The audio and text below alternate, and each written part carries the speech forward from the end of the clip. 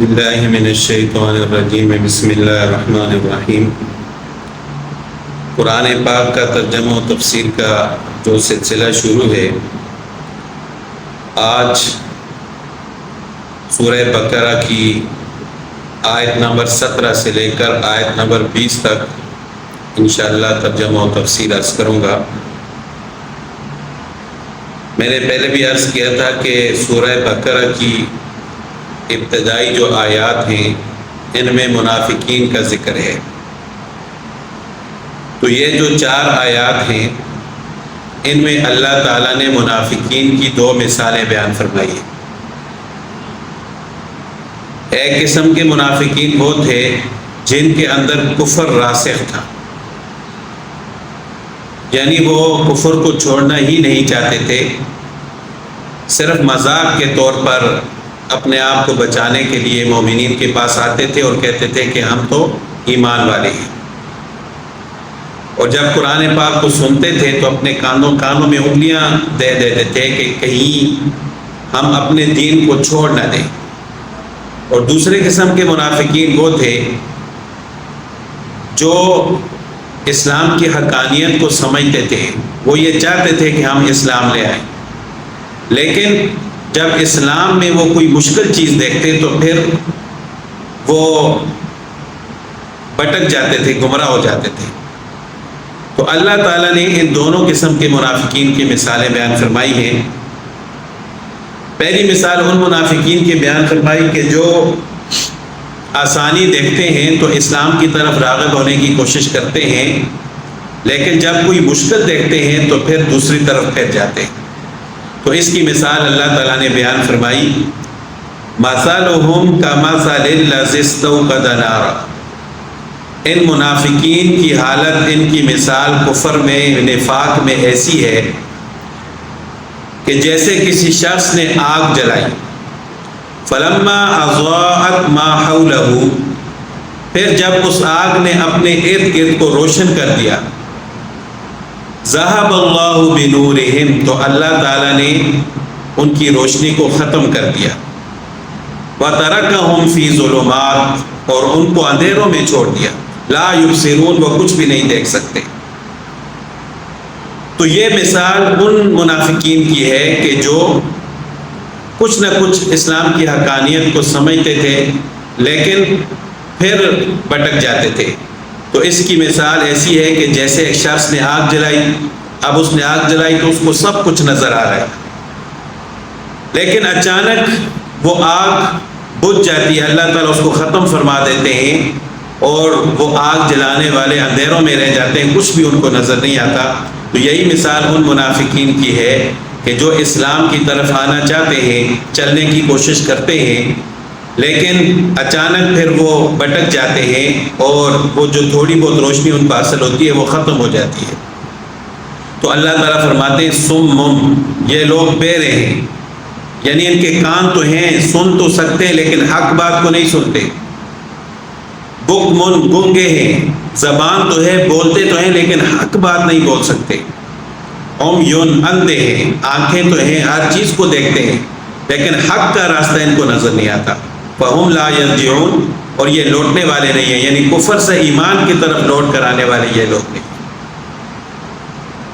دوسری مثال ان منافقین کی کہ جو قرآن پاک کو سن کر اپنے کانوں میں انگلیاں دے دیتے تھے، یعنی وہ سننا ہی نہیں چاہتے تھے کہ ہم کفر کو چھوڑ کر اسلام کی طرف نہ آ جائیں۔ تو ان کی مثال اللہ تعالیٰ نے بیان فرمائی کہ او کصیب من السماء، کہ ان منافقین کی مثال اس شخص کی طرح ہے کہ جس پر آسمان سے بارش برستی ہے، کصیب من السماء، اس بارش میں فیہ ظلمات، اندھیریاں ہیں، ورعد، اور کڑک ہے، گرج کی آواز ہے، وبرق، اور بجلی ہے۔ بعض روایات میں آتا ہے کہ رعد اس فرشتے کو کہتے ہیں جس کو اللہ تعالیٰ نے بارش کے لیے مقرر فرمایا ہے، اور بعض روایات میں آتا ہے کہ وہ فرشتہ نہیں ہے بلکہ اس کی آواز۔ اور برق کے بارے میں آتا ہے کہ اس کواڑ کی چمک ہے جس سے فرشتہ بادلوں کو ہنکاتا ہے،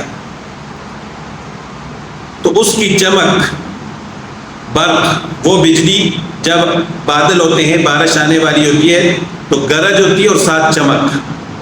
تو روایات میں آتا ہے کہ یہ چمک جب وہ فرشتہ بادلوں کو ہنکاتا ہے، ادھر سے ادھر لے کر جاتا ہے، تو وہ بجلی چمکتی ہے، اس کو برق کہتے ہیں. تو اللہ تعالیٰ فرماتے ہیں کہ ان کی مثال ایسی ہے کہ اس شخص کے اوپر آسمان سے بارش برستی ہے، اس بارش میں اندھیرے بھی ہیں، گرج بھی ہے، چمک بھی ہے. یجعلون اصابعہم فی آذانہم، تو وہ اپنے کانوں میں انگلیاں رکھ دیتے ہیں، یعنی انگلیوں کے پورے اپنے کانوں میں رکھ دیتے ہیں. من الصواعق حذر الموت، وہ جو گرج کی آواز ہے اس کے ڈر سے، موت کی وجہ سے کہ ہم کہیں مر نہ جائیں. تو اب اس آیت میں کیا مثال بیان فرمائی کہ یعنی وہ لوگ جن پر آسمان سے بارش برستی ہے، یعنی جب قرآن پاک نازل ہوتا ہے تو فیہ ظلمات، اس بارش میں اندھیرے ہیں، یعنی اس قرآن پاک میں کفر کا ذکر ہے جن کو اندھیروں سے تشبیہ دی گئی ہے. ورعد، اور گرج ہے، اور گرج کو اور یعنی کفر پر اللہ تعالیٰ نے تنبیہ فرمائی، اس کفر پر تنبیہ کو اللہ تعالیٰ نے رعد گرج سے تشبیہ دی. برق، اور بجلی ہے، یعنی واضح دلالات ہیں اس قرآن پاک کے اندر جن کو تشبیہ دی گئی ہے برق کے ساتھ. یعنی جب قرآن پاک نازل ہوتا ہے تو اس قرآن پاک میں کفر کا ذکر ہوتا ہے، پھر کفر پر تنبیہ اللہ تعالیٰ، یعنی اگر کفر کرو گے تو جہنم میں جاؤ گے. پھر واضح دلالات ہوتے ہیں کہ کفر کو چھوڑو، ایمان کی طرف آؤ، اللہ تعالیٰ کی وحدانیت کا اقرار کرو اور آپ صلی اللہ علیہ وسلم کی رسالت کا اقرار کرو. تو اس وقت یہ لوگ کیا کرتے ہیں؟ اپنے کانوں میں انگلیاں ڈال دیتے ہیں موت کے ڈر سے، یعنی کہیں کفر سے اسلام کی طرف نہ آ جائیں جو کہ ان کے نزدیک موت ہے. واللہ محیط بالکافرین، اور اللہ تعالیٰ کافروں کا احاطہ کرنے والے، یعنی اللہ تعالیٰ کے علم میں جو کچھ یہ کر رہے ہیں، اور اللہ تعالیٰ کو ان پر قدرت بھی ہے، اگر اللہ تعالیٰ چاہے تو ان کو ختم فرما دے، یہ کچھ بھی نہیں کر سکتے. تو آگے اللہ تعالیٰ فرماتے ہیں یکاد البرق یخطف ابصارهم، قریب ہے کہ یہ بجلی ان کی آنکھوں کو کچک لے. یخطف ابصارهم، کہ ان کی آنکھوں کو کچک لے، یعنی جس طرح ان کی باطنی آنکھیں نہیں ہیں اس طرح اللہ تعالیٰ یہ ظاہری آنکھیں بھی ان کی ختم فرما دیں گے. کلما اضاء لهم مشوا فیہ، جب یہ بجلی چمکتی ہے، روشنی کرتی ہے تو اس میں چلنا شروع کر دیتے ہیں. وَإِذَا أَظْلَمَ، اور جب اندھیرا ہوتا ہے، روشنی ختم ہو جاتی ہے، أَظْلَمَ عَلَيْهِمْ قَامُوا، تو یہ رک جاتے ہیں، یعنی اپنی مرضی کا اسلام چاہتے ہیں. قرآن پاک میں جو چیز ان کو اپنی مرضی کی نظر آتی ہے اس پر خوش ہوتے ہیں اور ماننے کے لیے تیار ہو جاتے ہیں. لیکن جب ان کو اپنی مرضی کی چیز نظر نہیں آتی، یہ سمجھتے ہیں کہ اب اسلام پر ہمارا چلنا مشکل ہے، تو پھر وہیں رک جاتے ہیں، پھر اسلام پر چلنے کی کوشش نہیں کرتے، یعنی اپنی مرضی کا اسلام چاہتے ہیں جو کہ قابل قبول نہیں ہے. تو یہ منافقین کی مثال ہے، لیکن اسلام والوں کے لیے بھی اس میں سبق ہے کہ پورے کے پورے اسلام پر عمل کرنا، پورے کے پورے اسلام پر چلنا، یہی اللہ تعالیٰ ہم سے چاہتے ہیں. یہ نہیں ہے کہ دین میں جو چیز ہمیں آسان لگے اس پر عمل کرنا شروع کر دیں، اور جو چیز مشکل ہو اس کو چھوڑ دیں. یہ قابل قبول ایمان نہیں ہے اور نہ پورے کا پورا ایمان ہے. جس طرح دوسری جگہ پر اللہ تعالیٰ نے ارشاد فرمایا یا ایھا الذین آمنوا ادخلوا فی السلم کافہ، اے ایمان والو پورے کے پورے دین میں داخل ہو جاؤ، یعنی پورے اسلام پر عمل کرو، آدھے پر نہیں، اپنی مرضی کے اسلام پر نہیں. وَلَوْ شَاءَ اللَّهُ لَذَهَبَ بِسَمْعِهِمْ وَأَبْصَارِهِمْ، اور اگر اللہ تعالیٰ چاہیں تو ان کے کانوں کو اور ان کی آنکھوں کو ختم کر دیں. یعنی جس طرح باطنی آنکھیں اور کان ان کے ختم ہیں، وہ حق کی بات سن نہیں سکتے، دیکھ نہیں سکتے، تو اللہ تعالیٰ ان ظاہری آنکھوں اور کانوں کو بھی ختم کرنے پر قادر ہے. ان اللہ علی کل شیء قدیر، اللہ تعالیٰ ہر چیز پر قادر ہے.